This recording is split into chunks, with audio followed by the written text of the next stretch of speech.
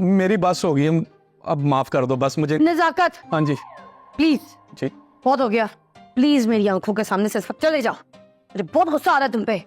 Please गुस्सा नहीं करो, मुझसे तुम्हारा गुस्सा बर्दाश्त नहीं होता, इसलिए तो चला आया हूँ फौरन माफी मांगने। हमका माफी दे दो। अब तो इतने दिनों से मेरे मुंह से कुकड़ू भी नहीं निकला। तुम ना बहुत ज्यादा मुझे सताने से अच्छा ये बात अब होगा ना कुकड़ू। करो ताना है। तुम मेरी बीवी भी हो। अच्छा भाई तुम क्या पागल हो? अरे ये क्या? अरे क्या? कहाँ ले आई हो वशमा? मैंने यूनिवर्सिटी जाना है। कहाँ बैठे? कहाँ?